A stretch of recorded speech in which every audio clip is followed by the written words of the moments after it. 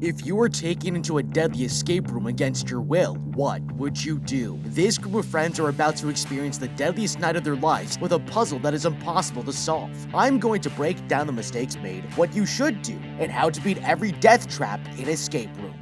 This couple has no idea that they're headed into a night of pure horror. Driving to a luxury restaurant, Tyler and his girlfriend Kristen discuss their relationship, excited to celebrate the man's 30th birthday. Kristen admits that she's been planning it for months and has an amazing surprise waiting for him at the venue. Tyler confesses that he wants his girlfriend to move in, shaking hands and making it official. They pass by these homeless tents while Tyler comments that the government needs to clean up the city. Stopping at a red light, the two notice a man slowly crossing the street, but suddenly he appears from the side and throws a drink onto their car. Tyler speeds off, making sure that his girlfriend's okay. They arrive at the restaurant to see their friends and family congratulating him on his birthday. Joking, he sits down and comments that he's the best dressed here. His friends laugh and mention that they've already gotten tipsy, ordering him a full course of food and drink. Tyler manages to recite exactly which order each person made for him with perfect accuracy. His girlfriend decides to make a toast standing up and telling the man that he's looking forward to their future. That's when she brings out a small gift box, opening it up and revealing 6 tickets to an escape room. She explains that they'll be locked inside with only 1 hour to complete a series of puzzles. The friends reluctantly agree, getting them prepared for a night of horror they'll never forget. Outside, they say goodbye to their tipsy friend who wishes them luck and steps into a van, as Tyler thanks them all for the amazing surprise. Natasha brings out this box and tells them to put their phones inside before entering the escape room. One by one, the players agree to give up their devices with the rest of their belongings, and Anderson here cautiously finally hands his over as well. Later, they sit and wait, wondering how long it's going to take for them to reach their destination. Kristen suggests they ask the driver, but can't get a response. The stuck-up girl Natasha mentions that they can't even see outside, while the other couple questions how she managed to find this escape room. Kristen jokes that they're hidden everywhere around town, confessing that she was given an invitation in the form of this gift box. She researched the escape rooms for a long time until it appeared in her mailbox. Turning it around, Kristen tells everyone that there's a Morse code hidden on the device, spelling the word game.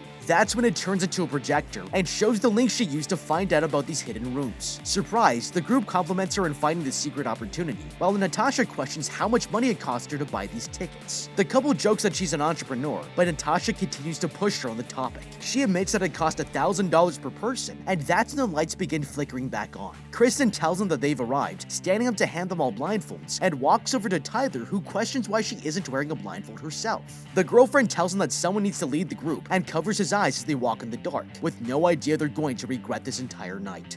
Okay, this group of friends is looking for a great night out, but what they don't realize is that they're heading for a night that will end their lives. Everyone here is up for wherever the night takes them, but because they don't question anything at all, they don't realize that everything about this screams kidnapping. If they stop drinking champagne and throwing veiled insults at each other for a second, they would notice how odd it is that a company found Kristen's physical address after simply researching escape rooms on the internet. Kristen here takes credit for finding the escape room, when in reality, the company found her. Kristen mentions that she was researching different escape rooms when the projector showed up in her mailbox. Kristen thinks this must be a form of targeted advertising, but if she had done a little Googling before forking over $6,000 to a mysterious company, then she would learn that advertisers can't find someone's physical address by their internet browsing history. Companies trying to advertise products use a form of targeted advertising by tracking someone's IP address. An IP address is a 32-bit number that uniquely identifies a computer or other device. Although an IP address can provide a general vicinity like a city or town where the device is, it's not able to pinpoint an exact number and street address that's linked to an individual's name. IP addresses are also typically used for servicing digital ads versus physical advertising because of this limitation. Kristen would have to have found the escape room website first and either turned her location services on while browsing the website or entered the address manually in order to have been added to the escape room's mailing list. Technically, depending on the privacy laws where Kristen entered her mailing information, there's the possibility that a company she has provided her personal address to could share this information with other advertisers. But if it were me, I would try to find the digital breadcrumbs to figure out how they contacted me before handing over such a huge amount of money to a company I don't know anything about. It's a major privacy issue if someone is able to get my home address without me knowing exactly how. Doing this would reveal that this is not in fact a legitimate business. However, Kristen doesn't do any of this and finds herself and her friends in the back of a van with blacked out windows with no cell phones. Since Tyler and his friends have already handed over their phones before learning the sketchy way in which Kristen found this company, if I were them, I would refuse to put on the blindfold blindfold and physically attack anyone that tries to take me out of the van and lead me to a second location. The only thing that I have to use as a weapon in this scenario is an empty champagne bottle. However, this is risky because the person that's driving the van is likely more prepared and has better weapons. So before we arrive at our destination, I would try to kick out the windows. The windows may be covered, but when the partygoers enter the van, you can see that it's not completely windowless. The glass is probably tempered glass, which takes about 60 pounds of force to break, but smaller objects will break it with less. After I'm able to break through the blackout shades, I would use a seatbelt to try to crack the glass by punching the metal head at the same spot over and over again. Tyler takes off his blindfolds and wakes up in a dimly lit room with a lit up exit sign. He tries opening the door, but it's locked shut. Noticing a lever, he pulls it to turn on the lights and gets a clear look at this strange room. Tyler goes back to the door, realizing that he's locked in. Now, the escape room has begun, and he searches his environment for any clues of an exit, but doesn't have any luck.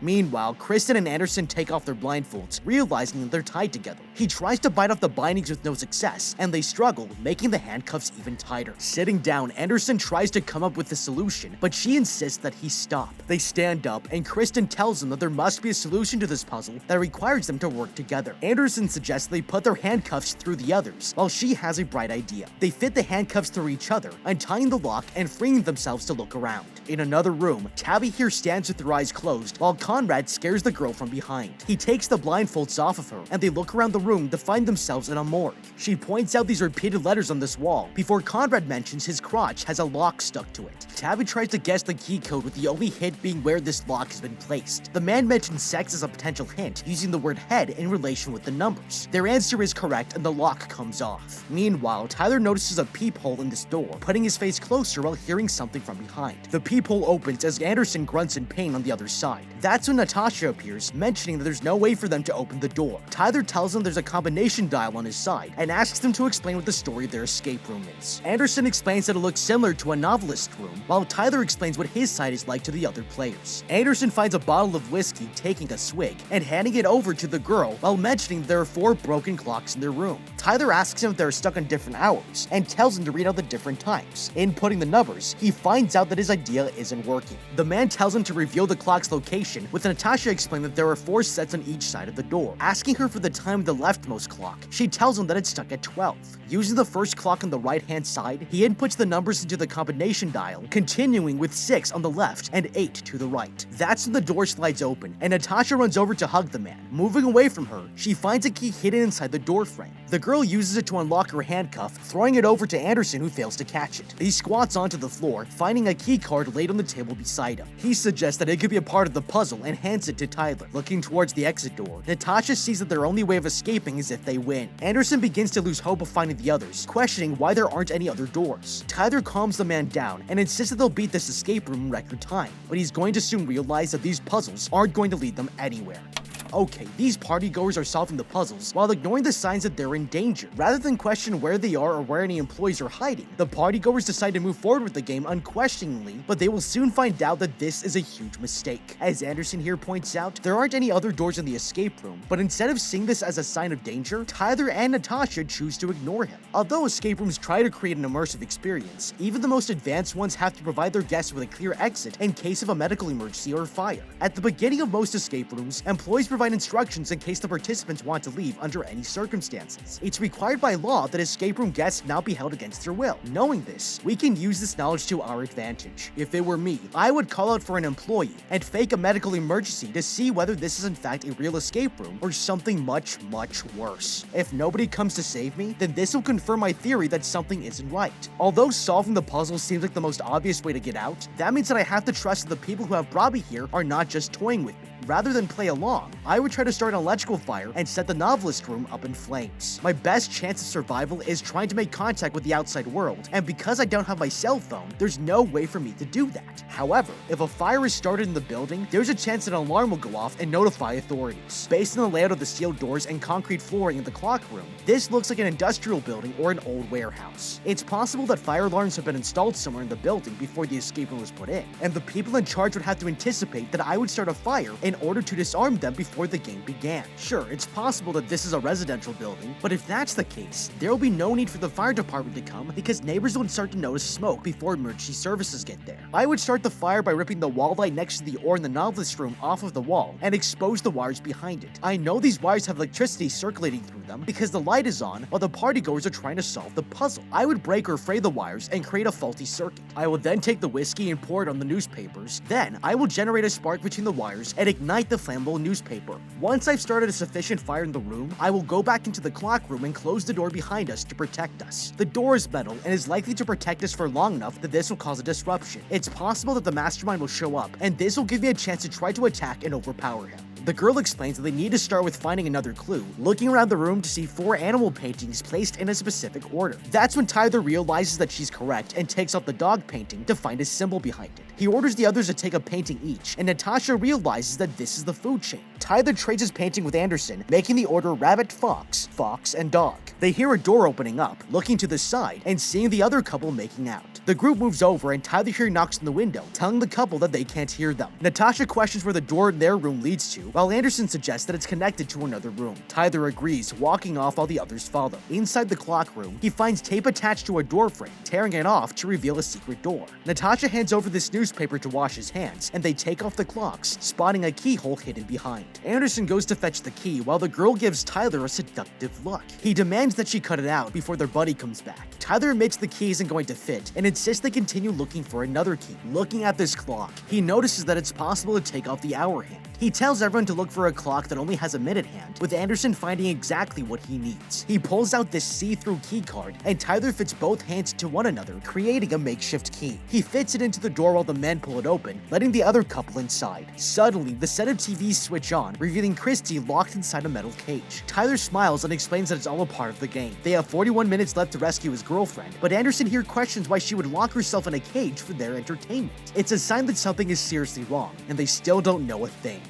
Okay, the partygoers still choose to ignore the signs that they're in danger at all. Christian here is locked in a cage, naked, and looks absolutely terrified. This may be someone's idea of a good time, but by the look on her face, it doesn't seem like she's enjoying herself at all. However, there's some good news. Although the video of Kristen itself doesn't reveal much about where she is, the way it was turned on can give us some more clues about how the room operates. When the gang last saw Kristen, she was fully clothed, uncaged, and was the only person that didn't have a blindfold on. Since Kristen is locked up, we know that she isn't the one that's operating the game, and because she's naked, that means that someone else had to tell or force her to disrobe, which means it's more likely someone is on the premises right now operating the game from a control room. Since Kristen is being filmed, we probably are too, which gives us a direct line of communication with the mastermind. Trying to contact both Kristen or the mastermind might be to our advantage when it comes to learning more about the game. I would first try to call Kristen to see if she can hear me through the walls. The partygoers automatically assume that she isn't anywhere nearby, but by not trying to communicate with her, they don't test how big the escape room is. If she can't hear us, then we can also get a sense for the fact that we are in a much bigger structure than we may have anticipated.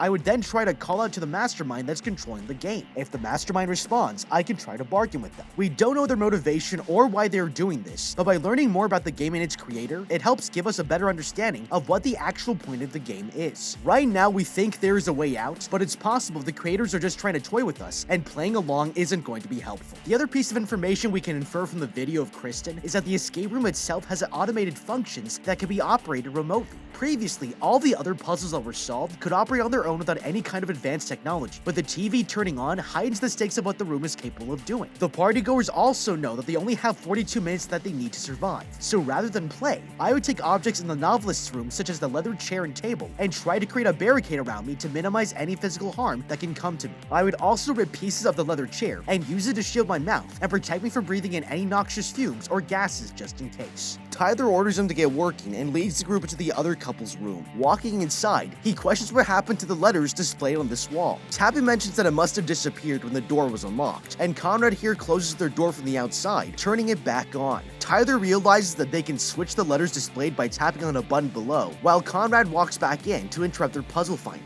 That's when Natasha questions why the hell this device was strapped around Conrad's crotch. Looking inside of it, Tyler pulls out another card and leads them back to the clock room. The group decides to look for clues that can help them find the 9-letter word they need to finish the next puzzle. Anderson suggests that it could be similar to answering a crossword puzzle, spotting this large stack of newspapers and realizing that this could be hiding the answer. They search through the stacks with no idea what they're looking for, finding a number of celebrity deaths on the front pages. Frustrated, Anderson comments that the date of their deaths might have something to do with it, making Conrad realize that he might be onto something. Tyler orders them to look for his birthday 30 years ago, parsing through the papers to find the newspaper matching his birthday. They find a crossword puzzle in the newspaper with a 9-letter word that's yet to be filled in, with the clue being narcissistic notes. Tyler insists that they split up, telling them that he'll be closing the door while he figures it out. That's when Natasha interrupts, suggesting that egomaniac could be the correct word. Hearing this, the couple head inside without Tyler to input the phrase. The others look through the window to find that it isn't correct. They're all disappointed, but Natasha here comes up with a genius idea. She tells the others that the word note could have something to do with music, but they don't know what. Tyler watches the married couple bicker, walking over to the window and pointing out a combination of letters that spell out the word's theme song. Inputting the word, they answer the puzzle correctly, leaving it to the clock room to see what's been changed. Natasha tries to make another advance onto Tyler here, angering the man and demanding that she stop. Meanwhile, Anderson pulls the key out of its lock, mentioning to the others that it broke. Tyler knocks on the window to the other couple's room, explaining that they're stuck until the three can figure out what to do. Suddenly, Natasha points out this pipe sending smoke into the couple's room. Tyler questions why the door would be closed after solving the puzzle, but that's when they realize that something is about to go terribly wrong. The couple's faces burn onto one another, and Tyler demands they get out of there now. Anderson runs over to open the door, but it's too late. They watch as their friends are burned alive with the toxic chemicals, and now they realize that this escape room is actually a horrifying death trap. That makes 2 players down with 4 more to go. Okay, the partygoers have finally caught on that they're not trapped in a fun little game, but instead, they're in extreme danger. Not only is it likely that they will die, but they will die a horrifying death. They have ignored all of the signs and put themselves in an extremely vulnerable situation with no way out. If it were me, I would immediately abandon trying to solve the game and would instead try analyzing the situation like a detective to identify all the death traps that are scattered throughout the rooms. This couple here was killed by toxic chemicals, regardless of the fact that the partygoers solved the puzzle correctly, so there's no use trying to get out by solving the game. We have less than 28 minutes left to survive, and someone has to come and get us if we do not play and die. I would first look at all the possible ways that the rooms are rigged. We already know that the medical room that the couple was in releases a toxic gas through a pipe, so it's best to keep that door closed and avoid that room altogether. Toxic fumes are hard to survive without the correct equipment, so if I find any more pipes, I will take pieces of newspaper and shove them in the pipes to help disrupt or stop the flow of gas released. Any room that doesn't have pipes is the safest bet, because aside from toxic fumes, any mechanisms that try to kill me have to physically maim me, and I can once again barricade myself with the largest pieces of furniture provided. Based on the layout of the rooms, it's most likely the safest to go back into the clock room for the sole reason that this is a smaller room to search for death traps. Time is of the essence here, and if the mastermind finds out that we're no longer playing his game, he might act fast to try to catch us by surprise with another change to the game. I would first rip down all of the clocks and tip over all the newspapers and TVs to see if anything is hiding behind them. I would then take pieces of furniture and wrap them around myself to cover any exposed skin. This isn't the best option in terms of coverage, but the rooms themselves don't provide a ton of options in this department. I would then take TVs and stack them around me like a makeshift hut and place a painting from the novelist room on top of it. By doing this and crouching in between this makeshift structure, I can protect my body from any weapons that come flying out of the walls or ceilings. I would also take any tables and chairs and stack them around the structure to further pad myself from any dangers around me. Hopefully this will be enough to physically protect me and will force the mastermind out of whichever control room he's operating the game from. Natasha confronts her husband, wondering how the hell he messed up so badly. Anderson insists that he was trying to help, but made a deadly decision. Tyler here watches on the TV as the timer shows only 26 minutes remaining. Now he knows that if they don't beat the escape room, something terrible will happen to his girlfriend. Shocked, he can't believe his eyes while the married couple argues over what to do. The men rush over, trying their hardest to pull the door open, but it's no use. Tyler walks away and calms himself down. That's when he realizes that all of the rooms are enclosed, which means that there's a ventilation unit hidden somewhere in the 3 rooms. He finds a hidden compartment behind the stack of TVs, insisting that they follow him inside. Anderson refuses, but Tyler tells him that this could be their only way of escaping. Natasha decides to follow, and the decision is made. Peeking through the vent, he crawls inside while Anderson reluctantly follows. Moving further through the ventilation system, they find a keycard and another puzzle waiting for them. The group is getting more and more frustrated, and this is going to be their biggest mistake yet. Pushing the door open, he realizes that it's locked with a mysterious puzzle waiting for them. Natasha places the coin into the slot, causing a beeping alarm to sound. Tyler takes over, messing up and getting frustrated, while Anderson here insists that he can help out. He mentions that it's the Greek symbol of a sphinx, but suddenly they hear the sounds of blades headed towards them. Anderson quickly tells them to place the sun next to the sunrise, a star next to those, and then a baby next, lastly an old man. They solve the puzzle correctly, but Anderson notices that the duct is shutting from behind him. The group rushes forward, but Anderson mentions that his leg is stuck on the vent. That's when it closes on his torso, cutting the man in half and killing him while his wife looks on in shock. That makes 3 players down, with 3 more to go. Okay, so far everything Anderson has questioned has been 100% correct. He's been the only one hesitant about the game, and is probably the person that these 2 bozos should start listening to. If it were me, I would split up from Tyler and Natasha and let them carry on with the game. One of the interesting things about simply not following them and not trying to stop them is that whatever they do potentially keeps the mastermind busy. There's still a slight chance that the game is automated, but as mentioned before, based on the state of Kristen's situation, it's more likely that there's a person physically there watching us and controlling when the death traps go off, which means the mastermind will have to be aware of multiple things happening at once. This gives me the opportunity to try to break out of the game while the mastermind is watching Tyler and Natasha. On top of the fact that confining myself to a small location, while I have a murderous maniac trying to kill me is not a good idea, air ducts and venting systems are not designed to hold human weight, let alone 3 people at once. However, we can use the air ducts to our advantage once the mastermind is distracted. After letting Natasha and Tyler go to continue to play the mastermind's game, I would take the elephant tusk from the novelist room and try to pierce through the metal at the entrance of the vent. Venting systems are usually made with sheet metal, which can be cut using tools at home. Although we're not well prepared in this department, it's worth taking the sharpest object in the room and trying to pierce the metal with it. If it were me, I would take the elephant's tusk and place the tip of it in the middle of one of the metal sheets and use as much force to thrust the tusk through the metal out into the other side. The tusk is a great option to do this with because it's long and curved and gives me the opportunity to reach further into the vent where it's weakest and still be able to apply enough force from outside the vent. If I'm able to break through the metal, I will continue to push the tusk through the metal several times until I have a big enough hole to fit myself through it. Since I don't have a building layout, I don't know what specifically is on the outside of the vents, but it's probably a larger venting system in between the walls. I'll have to proceed with caution since I don't know what floor I'm on or how stable the venting system is when it comes to holding my weight. However, the important thing here is breaking out of the confines of the mastermind's game and placing myself somewhere unexpected. Whoever has designed the game wants me to play in order to operate within their control, and not playing makes it harder for the mastermind to prepare for the ways I can break out, forcing them to confront me in person. Tyler continues through the vent, making it to another room that is identical to the one they were just in. He calls out for Anderson to follow them, now realizing that he's already dead. He covers his face in disappointment, while Natasha mentions that her husband knew about the escape room all along. Tyler freaks out at her, demanding that she calm down. That's when she notices a set of electrical wires and realizes that their primary color is meant to be another puzzle. She ties the wires together to make an RGB cable, which activates a song over the loudspeaker. Tyler moves to the door, trying to force it open with no success. Pissed off, he grabs the newspapers and throws them around the room. Natasha questions why he doesn't know the answer for once, with the man grabbing her and pushing her towards the wall. He laughs in Natasha's face and mutters the phrase "teddy bear picnic," realizing that it's a song only Kristen knows he would hate. Walking over to this trophy bear, he finds a handle inside that activates the exit door. Natasha tries opening it. He pulls the handle one more time when suddenly the bear closes in on his arm. He switches sides with Natasha, pushing it open, but pulls her arm out once she realizes that it's closing in on her. Tyler insists that she go again and pulls the door open until the bear's tooth pierces her arm. He apologizes to Natasha, pulling the door wide open and going inside by himself while leaving the girl for dead. That makes 4 players down with 2 more to go.